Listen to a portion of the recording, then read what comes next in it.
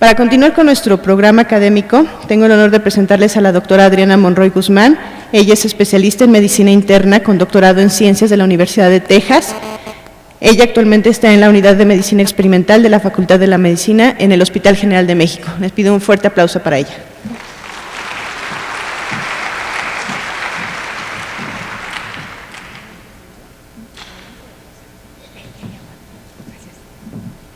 Buenas tardes. Bueno, ahora déjenme acomodarlo un poco porque yo soy más chiquita. Listo. Bueno, ahora vamos a platicar un poco sobre envejecimiento metabólico, y la pregunta que nos hacemos es ¿cuándo inicia el envejecimiento metabólico? Una muy buena pregunta. Bueno, el envejecimiento es un proceso al cual creo que nadie nos salvamos y que independientemente de la parte estética del envejecimiento, la que realmente nos preocupa y nos ocupa es la parte metabólica, y esta parte metabólica porque aumenta el riesgo, cuando envejecemos aumentamos el riesgo de padecer cierto tipo de enfermedades, entre ellas que son enfermedades que limitan nuestro desarrollo y además que pueden causar mortalidad. Entonces, como ustedes ya saben, a medida que envejecemos aumentamos el riesgo de enfermedades como la obesidad, la osteoporosis, la hipertensión, el cáncer, la diabetes mellitus tipo 2 y algunas otras enfermedades de intolerancia a la glucosa, enfermedades cardiovasculares como enfermedad coronaria, arteriosclerosis, enfermedad de Alzheimer, enfermedades neurodegenerativas, entre ellas la más frecuente que es la enfermedad de Alzheimer, pero obviamente el Parkinson y algunas otras como el Huntington también aumenta el riesgo cuando aumentamos en edad, y algunas otras como la artritis reumatoide. De todas ellas, muchas están involucradas efectos inflamatorios, como ya han hablado seguramente en este foro, y en algunas otras es la resistencia a la insulina. Principalmente ahora se ha visto que hay una relación muy estrecha entre obesidad, hipertensión, cáncer, diabetes y enfermedades cardiovasculares, e incluso la enfermedad de Alzheimer, en donde existe resistencia a la insulina. Bueno,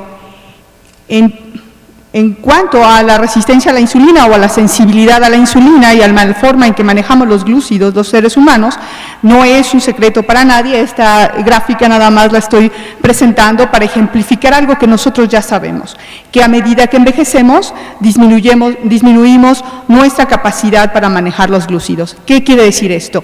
Que en estudios poblacionales ya se ha demostrado que por cada 10 años que envejecemos, nuestra respuesta a una carga de glucosa oral a las 2 horas se incrementa entre 6 y 9 miligramos por decilitro.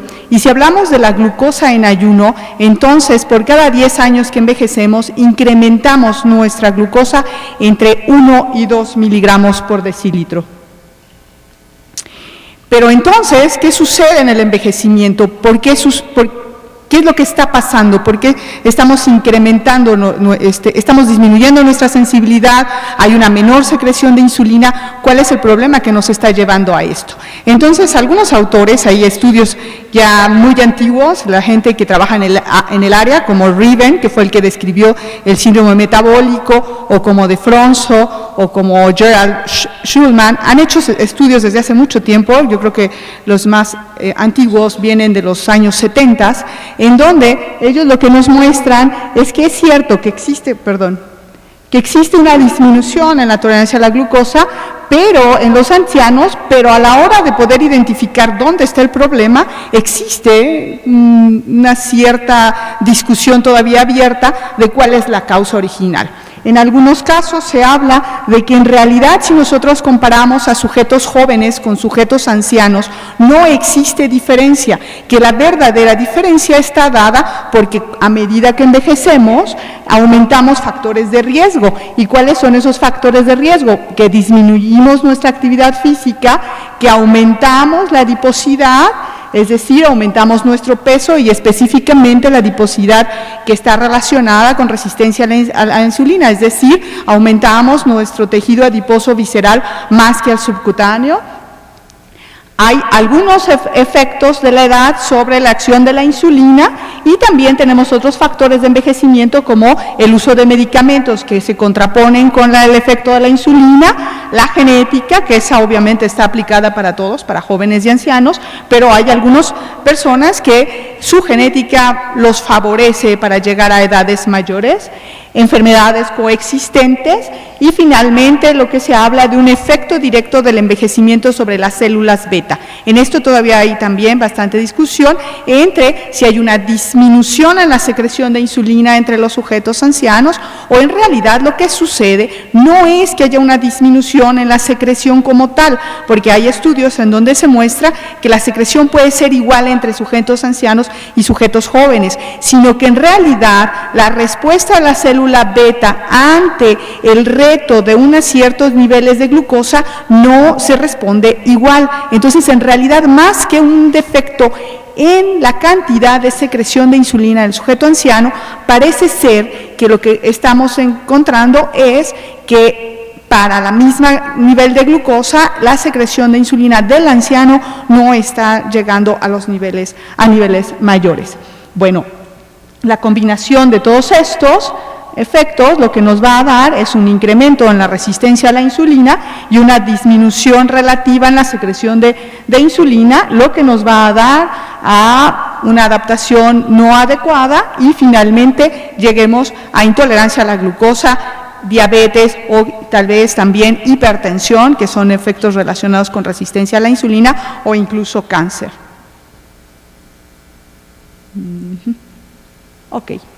Bueno, vamos a hablar de esos factores que están incrementados y que a lo mejor ustedes ya escucharon por muchas gentes por aquí. Entonces vamos a hablar de la primera, que la resistencia a la insulina precede a la diabetes mellitus tipo 2, especialmente en los sujetos obesos. ¿Qué sucede? Que en los sujetos delgados tenemos una cierta secreción de insulina por las células beta pancreáticas. A medida que aumentamos de peso, el aumento de peso induce resistencia a la insulina. Nuestra sensibilidad a la insulina disminuye y por lo tanto esto es un reto para nuestras células beta pancreáticas. En ese caso, para mantener los niveles de glucosa dentro de la normoglucemia, entonces las células beta pancreáticas están obligadas a incrementar su secreción de insulina. Este aumento en la secreción de insulina es lo que llamamos hiperinsulinemia y que seguramente ya han tratado mucho por aquí. Llega un momento, esa hiperinsulinemia se puede mantener, esa hiperinsulinemia compensatoria se puede mantener por toda la vida del sujeto, en algunos sujetos, pero en otros ignoramos cuál es la causa. Tenemos algunas teorías, pero hasta el momento ignoramos cuál es la causa por la cual estas células beta pancreáticas en algún momento fallan en esta secreción de insulina compensatoria y entonces al fallar en esa secreción de insulina se desarrolla hiperglucemia y por lo tanto intolerancia a la glucosa y posteriormente diabetes. Esto que les acabo de hablar lo puedo ejemplificar de una forma muy interesante y es yo creo que la mejor forma de ejemplificarlo es con este estudio que desarrolló Felber hace algunos años en Lausanne, Suiza, y que después ha sido reproducido en poblaciones, en otras poblaciones en el mundo, y esto incluso en México-americanos en Estados Unidos. ¿Qué hicieron Felber y colaboradores en Lausanne? Bueno, lo que hicieron fue tomar este grupo de sujetos, tomaron un grupo de sujetos controles, es decir, sujetos sanos, delgados, un grupo de sujetos obesos, que eran normoglucémicos, es decir, que su glucosa estaba dentro de límites normales. Tenían un grupo de sujetos obesos que ya tenían intolerancia a la glucosa, otro grupo de sujetos obesos que ya habían desarrollado diabetes, pero que tenían un corto periodo de tiempo entre la aparición de la diabetes, y sujetos obesos que ya tenían un periodo largo de diabetes. A estos sujetos los siguieron durante 6 años y les hicieron estos estudios que voy a explicar ahorita cada año. ¿Qué hicieron con ellos? Pues lo primero que hicieron es hacer una curva de tolerancia oral a la glucosa, de la cual ustedes seguramente ya conocen muy bien, en donde lo que hacemos es tener al sujeto en ayuno durante 8 horas, después de 8 horas de ayuno tomamos una primera muestra de glucosa que llamamos basal, y después de eso, bueno, en realidad tomamos tres muestras basales para que el sujeto no tengamos ninguna variación que pueda alterar nuestros datos, y después le damos una carga de glucosa de 75 gramos de glucosa, el sujeto la ingiere y de ahí tomamos muestras, esto depende de cada grupo, cada 15 minutos, cada 30 minutos, cada hora. En el caso de Felber y colaboradores lo hicieron cada 30 minutos. Y después lo que hicieron es promediar los niveles de glucosa que midieron en esos sujetos durante toda la curva de tolerancia oral a la glucosa. Entonces, lo que estoy graficando aquí son los diferentes grupos contra el promedio de la glucosa plasmática durante la curva de tolerancia oral a la glucosa. ¿Qué tenemos? Bueno, pues el grupo control tiene por ahí un promedio como de 115, 120 miligramos por decilitro. Si ustedes se fijan, el grupo obeso tiene exactamente el mismo promedio de glucosa. No parece haber ninguna diferencia entre los sujetos obesos y los sujetos controles. Pero si ahora lo que vemos son las gráficas que tenemos arriba, se van a dar cuenta que a su mano izquierda estoy graficando el promedio de la concentración de insulina plasmática durante la misma curva de tolerancia oral a la glucosa. Del lado derecho para ustedes estoy graficando la cantidad, esto se mide mediante un estudio muy específico llamado pinzamiento euglicémico, hiperinsulinémico, en donde lo que hago básicamente es infundir al sujeto concentraciones suprafisiológicas bien conocidas de insulina y mido cuánta glucosa el cuerpo está captando con ese nivel de insulina. Entonces, mi forma de comparar diferentes grupos y es la mejor forma para medir la sensibilidad a la insulina. Ok, y lo que grafico es que tanta glucosa se captó mediante la insulina que utilicé.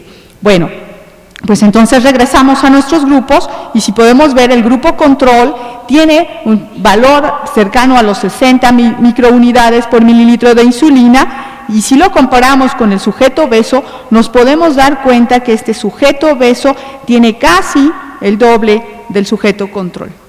Esta hiperinsulinemia, este aumento en la secreción de insulina, es para compensar exactamente que ha disminuido la sensibilidad de sus tejidos a la insulina.